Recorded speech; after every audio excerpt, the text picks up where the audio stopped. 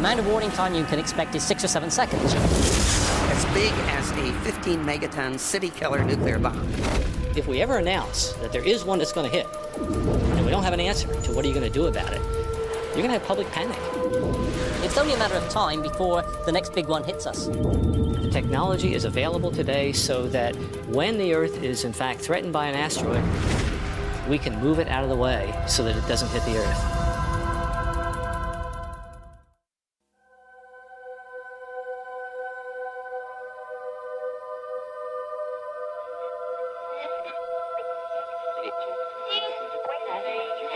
Checking out traffic this morning along the Huey Gardner, Guy Valentine. It's a bit of a battle for drivers without cover. I'm talking if you don't have any shade, you're fighting some pretty bright sunshine. Also caution on Highway 7 going east of and northbound Don Valley Parkway on the ramp to eastbound 401. We got a disabled vehicle.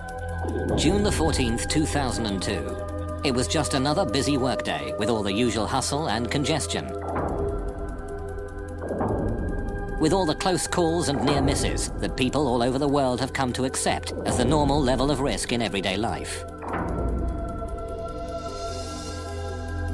But on that day, high overhead and behind the sun, what no one saw coming, what no telescope on Earth was able to see against the blinding light,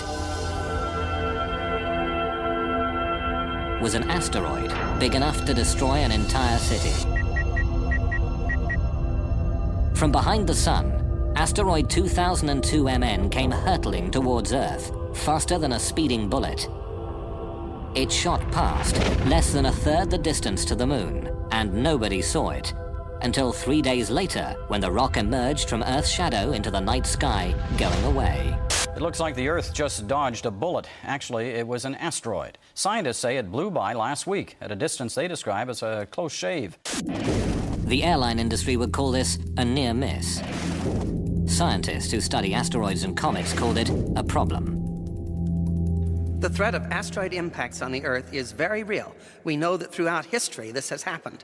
The craters we see on the moon are examples of the kind of impact history that the Earth has had. But it also happens very rarely. So it's a very unusual kind of hazard. It's a hazard in which the risk in any one year is very low, but it does happen, and if it really did come about on our watch, it could end civilization. These cosmic bullets originate on the far side of Mars, in the main asteroid belt, where a bracelet of celestial debris circles the sun. Millions of rocky fragments, building blocks of a planet that never quite came together when the solar system was formed. What's often depicted as a busy cosmic junkyard is actually more like a big empty speedway. The rocks are far apart and moving very fast, ranging in size from pebbles to boulders to rocks the size of Mount Everest. Occasionally, the tug of Jupiter's enormous gravity drags an asteroid off course, causing it to crash into another asteroid.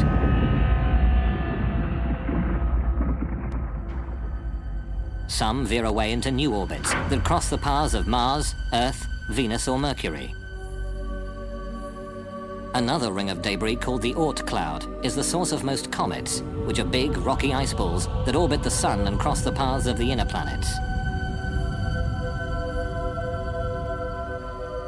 All the inner planets and our moon bear the scars of numerous asteroid and comet impacts.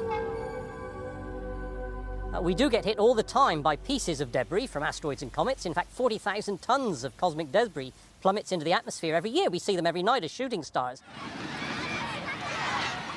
They don't hit the Earth very often, but when they do, clearly it isn't just going to be a matter of a shooting star seen in the sky. So it is inevitable. It's only a matter of time before the next big one hits us. Even small rocks can make a big impression. In 1908, about 2,000 square kilometers of Siberian forest were instantly flattened as an asteroid exploded near the Tunguska River. The impact site was so remote, researchers had to mount a wilderness expedition just to find the place. When they arrived, there was no crater. Paintings, based on eyewitness accounts, described a fireball. A horrendous explosion in the sky. Didn't actually come crashing down to the ground. It exploded maybe 5 to 10 kilometers up in the atmosphere, and that made a big blast wave in the atmosphere, and that is what did the damage. All this was caused by a relatively small asteroid, somewhere between 50 and 100 meters across. Roughly the same size as asteroid 2002 MN, the one we couldn't see coming. Tunguska's 2,000 square kilometer blast wave would have leveled London. But as bleak as the thought of cosmic collision may be, there is at least a glimmer of hope. One of the special things about the asteroid impact problem is that unlike the weather or earthquakes or other natural hazards, we, at least in principle, we could do something about it. And when we know one's coming for us, our claim is that the technology is available today to stop it. On the Earth, we've got active geology, we've got volcanoes, we've got earthquakes, we've got continental drift, we've got rain, we've got wind, we've got storms, we've got snow. All of those things erode away craters, and that, in some ways, actually fools us into thinking that indeed the Earth doesn't get hit as often as it actually does. Counting craters on the moon and then estimating how often the Earth gets hit can be a pretty sobering exercise. One scientist who made that kind of calculation was astronomer Ernst Opic, who published his impact estimate back in 1951. The general public, however, paid little attention to the science or the implications. But one individual who did take the issue to heart was Lembit Opic, the astronomer's grandson, who got himself elected to Parliament. My grandfather is the reason why I carried on in politics, what he initiated in science. In essence, he was a pioneer. He saw the danger of asteroid and cometary impacts with the Earth, and he had the courage to speak up about them. And he did that at a time when it wasn't really taken seriously, in the 1950s and 1960s. After years of pushing and prodding, Lembit Opic convinced the British government to commission a comprehensive scientific study of the asteroid and comet threat. The expert conclusion was, the threat is indeed real. Now, the government has set up a task force to examine the risk of an asteroid hitting the Earth. Still, skeptical politicians might want to get on the bus and take a trip to the Natural History Museum. Ask any schoolchild who's been there recently, and you'll hear a fascinating and truly scary tale about what happened to the dinosaurs. The dinosaurs were alive here. They were dead when this sediment was deposited, and this layer is one of the most unique layers in Earth history. In 1980, the discovery of iridium beside a layer of clay which marked the end of the age of dinosaurs led Lewis and Walter Alvarez to publish a theory that a huge asteroid or comet had hit the Earth 65 million years ago and wiped out the dinosaurs. But for this concept to be confirmed, there had to be a crater. There may be tons of dinosaur bones in these dry canyons, but where on earth was the big crater? Just the kind of mystery a budding young scientist would love to solve. When I went back to... Off the coast of Mexico's Yucatan Peninsula, Dr. Alan Hildebrand investigated a huge gravity anomaly discovered by oil drillers back in the 1950s. Put that together with a semicircular magnetic anomaly, and you get a massive crater, 180 kilometers across, near a little village called Chicxulub Pueblo. Most of the crater is underwater now. Erosion and continental drift have covered the visible evidence. But 65 million years ago, this was ground zero. This object would have fallen through the atmosphere in just a few seconds. Just going through the sky, it would have been brighter than the sun. As soon as it contacts the surface of the shallow sea in Chicxulub, of course, it starts propagating the shock wave down into the planet, and it keeps pushing into the planet, and it only gets stopped maybe about 30 kilometers down. The pressure wave would have traveled around the entire planet in the atmosphere. You could have heard the impact on the other side of the planet. The giant impact fireball rising out of the hole, it would have risen, say, 10,000 kilometers above the surface of the planet. Near the impact site, it would have been so hot, it would have evaporated the clouds and been hot enough to make the forest, even a green forest, begin to burn. For Alan Hildebrand, finding that crater pretty much clinched the argument. Planet Earth had been all but sterilized by a rock the size of Mount Everest. 3/4 of the species of large animal life went extinct. We have made the case. We've got the qualitative information and we've got the statistics to show that there is a very serious risk. If you wanted to save planet Earth from cosmic disaster, where would you find people with all the right stuff to do the job? Well, Houston, Texas might be a good place to start looking. This town has that rarest of breeds, the space cowboy. Houston is home to NASA's Johnson Space Center, where rocket science is a way of life and astronauts learn their trade. If you can roll me 90, then go down. I'll come in on my side. Behind a swimming pool big enough to swallow an apartment block, you'll find a small research lab, where the rocket engine of the future is being built and bench tested.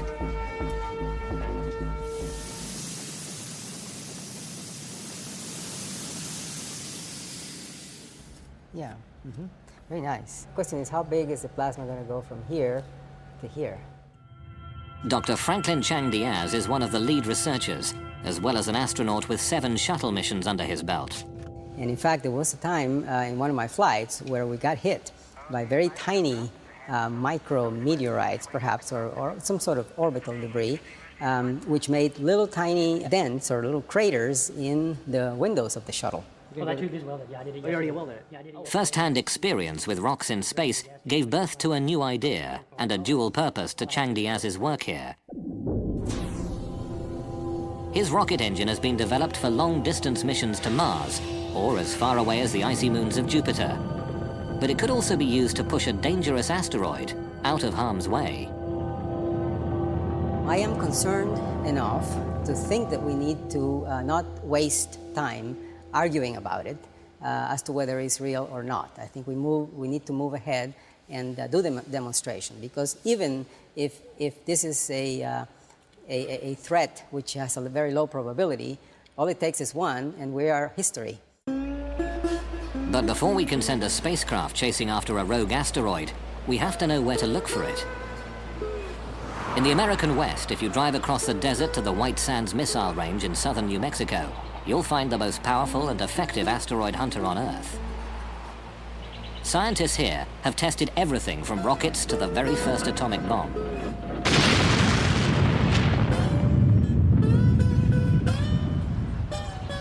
Today, across the valley floor from the Trinity bomb site, the US Air Force has installed one of the world's most advanced telescopes.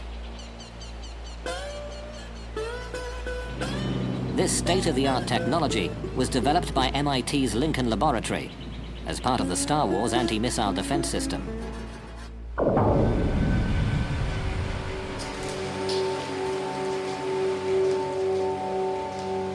These may not be the world's biggest telescopes, but they clearly are the best when it comes to finding deadly rocks in space. This is Linear, the Lincoln Near-Earth Asteroid Research Facility.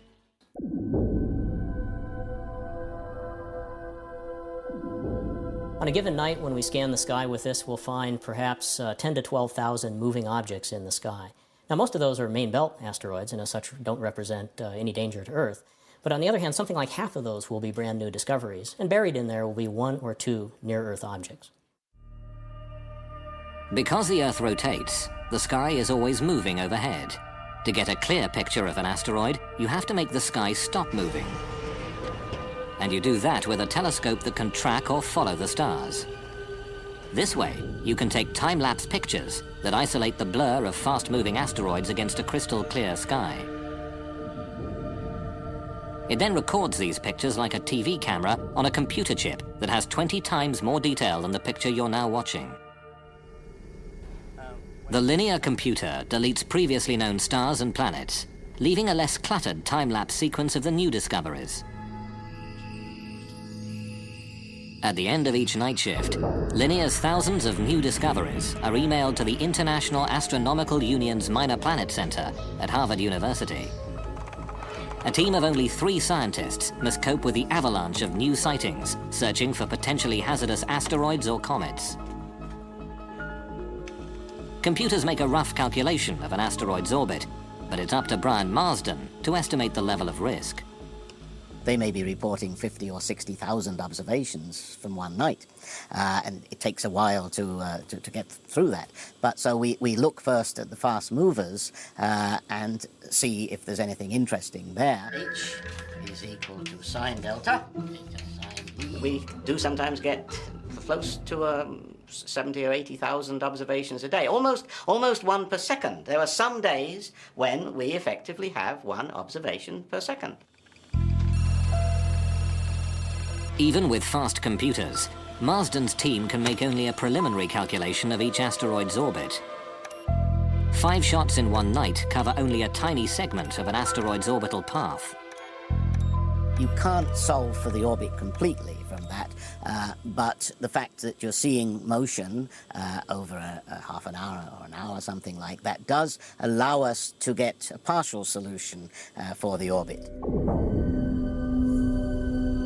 Refining the orbit gets complicated. When 2002 MN shot past, its trajectory was warped by Earth gravity.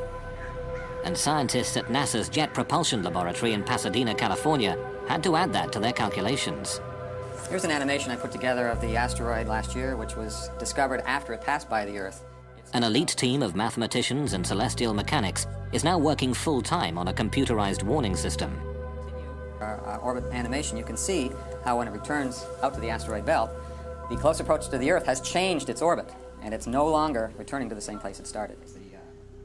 Because 2002 MN will circle around the Sun and come past us again, the NASA orbital mechanics team will have to adjust the calculation in order to know whether it will ever pose a danger to Earth at some point in the future. So here we've zoomed in on the Earth-Moon system and we're looking down. You can see how close it came to the Earth. It went over the top. And how you can actually even see the bend in the trajectory. So it's a great example of how a close approach to the Earth, or in fact any planet, can be used to, or can significantly change in orbit.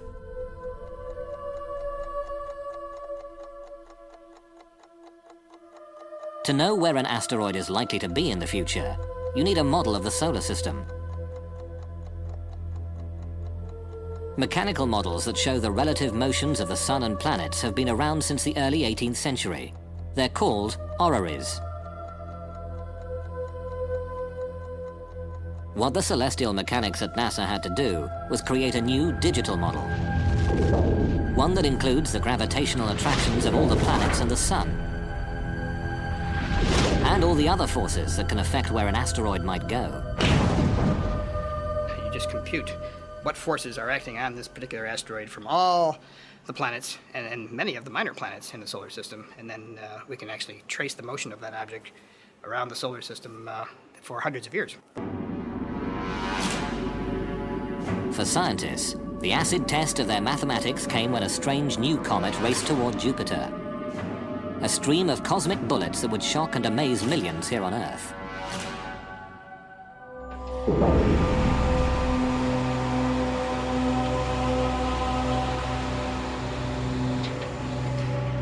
In the spring of 1993, the eyes of the world turned almost in unison towards a doomsday rock like no other. From the far side of the solar system, it flew in a death spiral toward the largest planet. Gene Schumacher, his wife Carolyn, and their colleague David Levy had discovered an odd-looking streak of light that turned out to be a fractured comet. 21 large chunks of icy rock and cosmic dust heading towards Jupiter. We knew we had something very unusual. It was so unusual we were a little unsure just what we were dealing with. NASA asked Paul Chodas and his team to calculate the orbit and predict whether this new comet would actually hit Jupiter. And it started off at some 60%, and before long it was 90%, and this was a year before impacts. As the impacts approached, we continued to predict not just the impact probability, which went very high, but where and when the comet fragments would hit the planet. And it was a prediction months in advance, and as we got closer and closer to the impacts, I kept wondering, well, is the math right? Will this actually happen the way it was predicted? A giant comet is on a collision course with Jupiter. Everybody on Earth who was paying any attention wanted to see if the comet would actually hit Jupiter. We have liftoff. Liftoff of the Space Shuttle Endeavour on an ambitious mission to service the Hubble Space Telescope. NASA's Hubble Space Telescope set its sights on the planet, and the pictures of what happened next were truly stunning.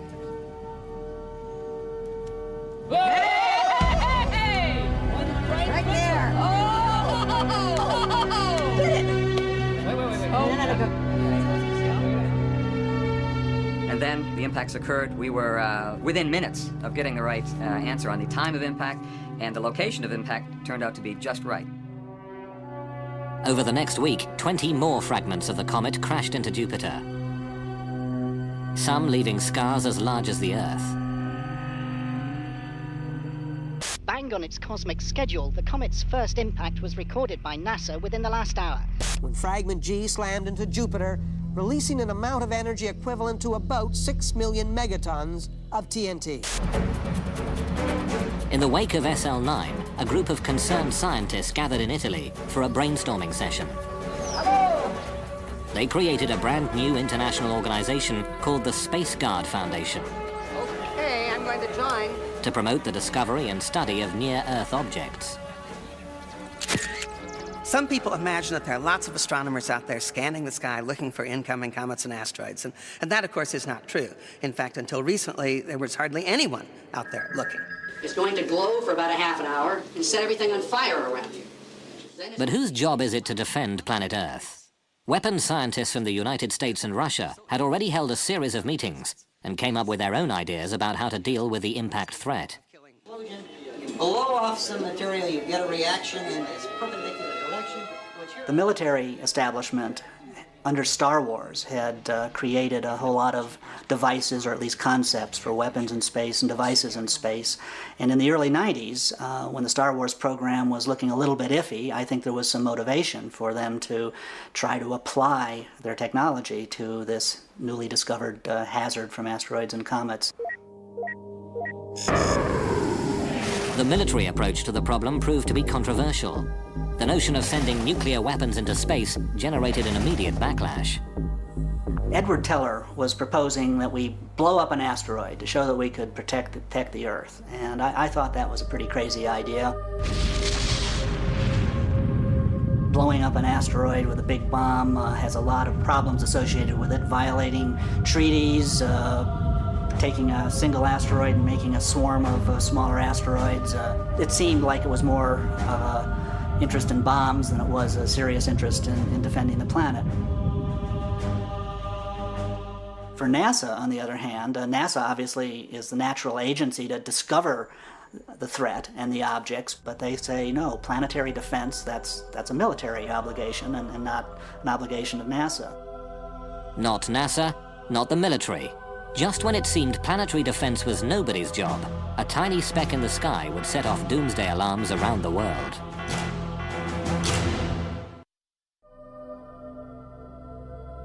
On a winter's night, the 6th of December 1997, a dim streak of light moving through the constellation Cancer was captured by a telescope in the Arizona desert. Big enough to destroy civilization as we know it, asteroid 1997 XF11 seemed to be heading towards Earth. The initial sighting by the Kitt Peak Observatory in Tucson, Arizona, was relayed to the Minor Planet Center at Harvard University in Cambridge, where a computer made the first rough calculation of the orbit. They were pretty sure it would miss the Earth on this pass, but it would be coming round again, and it looked like there could be a problem in 30 years. There were indications of close approach to the Earth in 2028. That was about 45,000 kilometers, which really was rather close.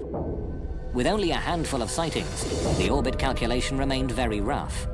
It was hard to tell where this rock was going. So Brian Marsden posted a bulletin asking astronomers around the world for more observations before the rock became too faint to see. I was saying, hey, get your big telescopes onto this. On the one hand, we're only going to be able to observe it for another month or so. We want to improve the orbit calculation and find out exactly how close it is coming. But one line in the bulletin said that the chance of a collision was small, but it was not entirely out of the question. Within hours of the website posting, reporters discovered XF11, and Doomsday headlines screamed around the world. Because the close approach in 2028 would put the asteroid nearest to Europe, London newspapers focused on the exact moment life on Earth might possibly end. Pictures of it on the internet show it as a tiny moving blob. Scientists have calculated its path in the year 2028. Watch very carefully. September October the 28th, the two coalesce. But at NASA's Jet Propulsion Laboratory in California, the orbital dynamics team thought there must be some mistake. Asteroid's orbit was affected by the... To my great surprise, when we ran our software, it said that the probability of impact of this particular asteroid in 30 years was essentially 0. As it turned out, the end-of-the-world asteroid would miss the Earth. That big rock in space posed no threat after all. A frantic hunt through the archives at NASA had turned up photographs of XF-11 taken 8 years earlier. And as soon as those were placed into the orbit determination process, they confirmed the fact that there was no chance that it could hit the Earth in 30 years. The public at large was not understanding uncertainty in this. They wanted an immediate answer. Is it going to hit us or not? But people were paying attention. One side effect of the false alarm was that public and political awareness of the threat had been raised. 2 months after XF-11, new hearings were held in Washington and NASA was told to speed up the science of asteroid detection. Finally, it seemed, there was a political will to do something. Congress gave NASA a 10-year deadline to search the skies and get a fix on the largest of the Doomsday rocks. They called it the Space Guard Survey. While astronomers geared up to search the skies, Hollywood was going into overdrive. I would go to every dinner party and I would say, are you aware what would happen if a comet was actually on a collision course with the Earth? Oscar-winning screenwriter Bruce Joel Rubin was hard at work on the remake of a sci-fi classic. The new film, called Deep Impact, would be a Steven Spielberg production. High on a mountaintop, an army of scientists work desperately to build this giant rocket, this modern Noah's Ark to carry a few picked survivors of our doomed civilization. I think the thing that was hardest for me was the realization that people would have to be chosen to survive. Let's take the ship away from them! Come on! Probably a very, very small percentage of human beings would be left on the Earth able to survive something of the intensity of the comet that hit and destroyed the dinosaurs. So I felt making this movie is not just a mission to tell a good story, it's to change minds. It's to let people go, this is something real. This can happen to us. This movie is a wake-up call. It's not just a Hollywood movie, it is pointing at you.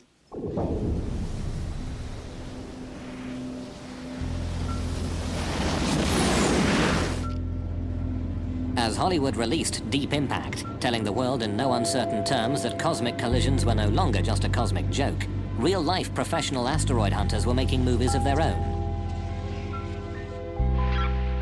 But instead of using cameras, they worked with delayed Doppler radar. Take the same technology behind a police radar system, jump the power to 400,000 watts, and you've got NASA's Deep Space Network, with huge multi-dish systems, like the Goldstone tracking station in California's Mojave Desert. This is the main room of the pedestal of DSS-14. The first time radar astronomer Stephen Ostro bounced a signal off a rock in space, a wobbling blot of pixelated data bounced back. What looks like digital gibberish spoke volumes to Steve Ostro. Radar really does three things at once. One, it works at long wavelengths, so you're sensitive to structure on large scales and metal concentration. The other is you can make pictures. And you can't do this from the ground in any other way. You make pictures of objects, and then we take a sequence of pictures, and we go through a computational process to produce the 3D models. That's the second thing. The third thing is that it makes very precise measurements of distance and speed. When the 1,000-foot radar dish at Arecibo in Puerto Rico bounced a beam off an asteroid called Castalia, the data was translated into a 3D computer model. The very first radar movie showed how Castalia spins and revealed that it was actually two massive chunks of rock held together by weak gravity. Every time they made the trip to Goldstone for a new radar target, Ostro and his team were like kids reaching into a box of chocolates. They never really knew just what they would find. Asteroid Cleopatra, shaped like a dog bone, was roughly the same size as the state of New Jersey and was made almost entirely of metal. Echoes from asteroid Tutatis produced images of a rocky, cratered surface and a wobbling, tumbling spin. Every single one of these objects that we've made a shape model of is very different. This is Tutatis. From a telescopic smudge of light, to a 3D-shaped model, radar gave them physical details and the first clear idea of what asteroids are really like. In the year 2000, the radar movie crew developed a dark and mysterious new image, Asteroid 1950 DA, a big rock that gave everybody a bit of a shock. Once we got the radar data, we began the normal process of just seeing how far in the future we could predict this thing before the uncertainties in the orbit blur out. And in this case, we could go over 880 years into the future. And what was startling about that case was the impact probability turned out to be non-zero. Non-zero means there is a chance this rock could hit us. On March the 16th, in the year 2880, 1950 DA will cross the Earth's orbit. Will it hit us? The odds? 1 in 300. If 1950 DA does hit the Earth, the most likely point of impact would be at sea. Of all the big asteroids discovered thus far, this is the most dangerous one we know. Eric Asfaug and Stephen Ward have created a computer model of the impact. Yeah, it's kind of funny how this started. It was with the movie Deep Impact, and I was getting phone calls. Lots of people were getting phone calls about the movie, whether it was accurate, the big cresting tsunami coming across it. The concept here is that this asteroid, which is about 1 kilometer across, will hit the ocean at 17,000 miles per hour, and it'll blow a hole in the ocean about 19 kilometers across and all the way to the bottom. And so when this huge hole of water gets blown into the ocean, the water will run back in again, and it overshoots and it collapses and overshoots many, many times, and each time it pumps out a wave. So it starts out hundreds of meters high, comes ashore on the coast of North America at about 50, 60 meters. Up toward Canada, Grand Banks, it's about 40 meters. 20 meters here in the coast of South America, and about 15, 20 meters all the way over to Europe. These waves would run inland about 4 kilometers. So pretty much everything within 4 kilometers from the beach would be covered up repeatedly. And so we'd pretty much be wiped away like you're scrubbing the floor. You know? It's scrub like this, and it's pretty much all be carried back out. In February 2001, a NASA spacecraft called Near Schumacher made the first ever landing on a chunky, pockmarked rock named after the Greek god of love. Asteroid 433 Eros is 33 kilometers long and 13 kilometers wide, one of the largest near-Earth asteroids. The pictures were spectacular. The data will take years to process. Proving that they could land on an asteroid was a major achievement, but in the end, they still don't know much about what's inside. How dense? How tough? How brittle or crumbly is it? What would happen if they gave it a good shove? The surface appearance of any dark and mysterious object can be very deceiving. So these two spheres, as far as I can tell, have exactly the same mass, the same compressibility, the same color. If I were a spacecraft orbiting these, and these were asteroids, I'd be very hard-pressed to tell which was which. Yet, if I dropped them from a height, and only one of them bounces, really illustrates the fact that one of these responds elastically, and one of these responds like a lump of clay. And it's critical to really go and find out what's inside before we even start thinking about moving these things around. When a 3D model of the asteroid Castellier got smacked in a computer simulation, a problem occurred. An impact with the same energy as the Hiroshima bomb turned Castellier into a pile of rubble, but did not deflect its trajectory in any significant way.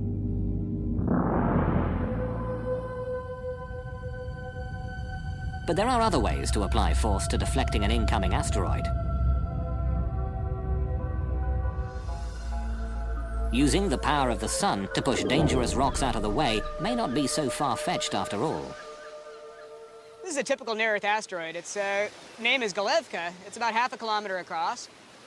It's a hazardous asteroid. Its most likely fate is going to be to strike the Earth someday, thousands of years from now. Modern-day researchers like Eric Asfaug say the idea of a giant orbital magnifying glass to burn space rocks could work. You create a vapor plume in one direction, and that starts the asteroid moving in the other. It's a very gradual process. It's not going to happen instantaneously. You need to know where this guy is 100 years or 50 years ahead of time. But if you do, you've got all the time in the world for a satellite to sit there, no human intervention whatsoever, and it'll gradually shove the asteroid into a different orbit, and it'll miss the Earth. Some of the technology to do this already exists. Take an inflatable parabolic antenna the size of a tennis court, convert it to a solar collector, and use it to focus sunlight on an asteroid.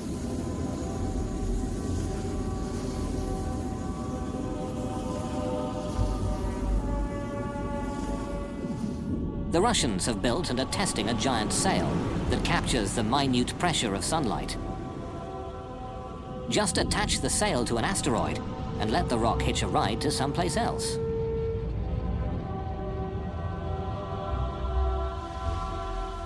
But using the sun to save the Earth means waiting for nature to do the work. If we don't see an asteroid until the last minute, solar power would be too little, too late.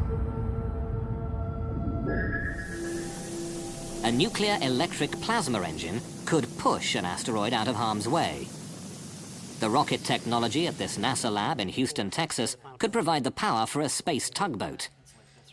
A group of astronauts and aerospace engineers is designing the B612 mission to prove that asteroid deflection can be done with existing technology.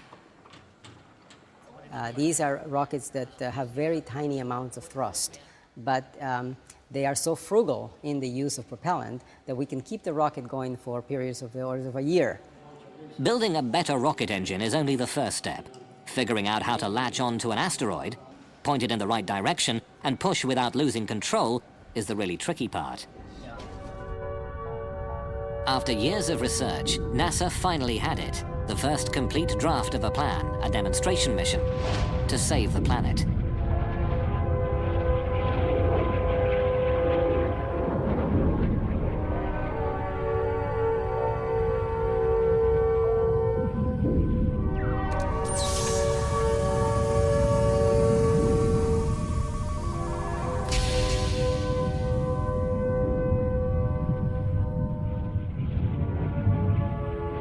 We can move the asteroid off the impact with the Earth 10 years later so that it misses the Earth, and not just miss it randomly, but miss it very precisely so that we don't simply pass on the problem to our grandchildren.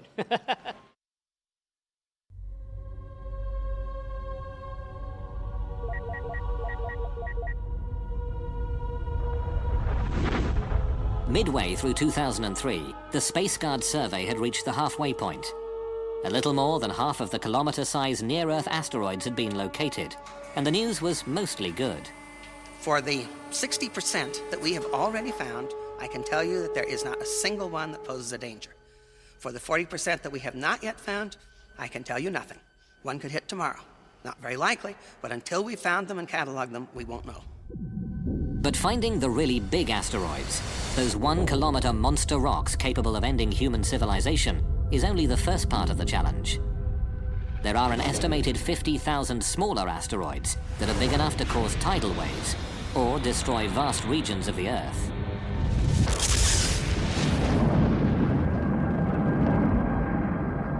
A 200-meter asteroid happens maybe once every 10,000 years, but that's like 600 megatons to 800 megatons exploding in one place.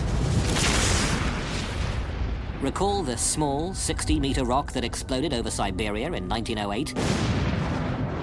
Well, even though it could have destroyed a city like London or New York, rocks that small are not included in the current Space Guard survey, meaning no one is officially looking for them. Which, of course, is the same thing as saying that chances are enormous that a Tunguska-sized object will find us before we even see it coming, as happened in 1908. That is likely to happen nowadays, that we won't see it coming.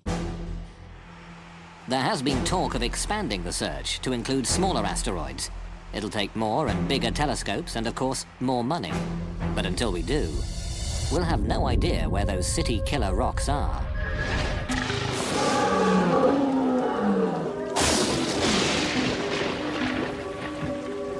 Evolution on Earth has proceeded in part because every so often a global catastrophe comes along, pushes the reset button, and new things happen. It wiped out the dinosaurs 65 million years ago, and at the time, we mammals were just furry little creatures burrowing around in the ground, and an asteroid or a comet impact took out our principal competition. I guess we are saying implicitly, if not explicitly, that we want to do away with that natural cycle. We've had enough evolution. We like ourselves on the top of the ladder. And we can do something which will change cosmic evolution from this point forward in terms of life on Earth. Dinosaurs ruled the Earth until a big rock wiped them out. The question is, will another rock do the same to humanity? Let's get a couple good pictures here. Humans are the first species with the potential to block a doomsday rock and switch off the evolutionary reset button. People very often say, look, you're just a doomsayer. You think that these awful things are going to happen. I'm not that way at all. I'm entirely optimistic. The way in which I view asteroids and comets and the possibility of them hitting the Earth is that it's a great challenge. Thank goodness we've realized the hazard and the danger before the next one happens. It's given us time, we hope, to do something about it. Scientists can study the sky and find the dangerous rocks ahead of time. Astronomers can do the math and predict the orbits. People have the desire and the right stuff to do the job. There's a whole new field of science that could give humanity an option the dinosaurs never had.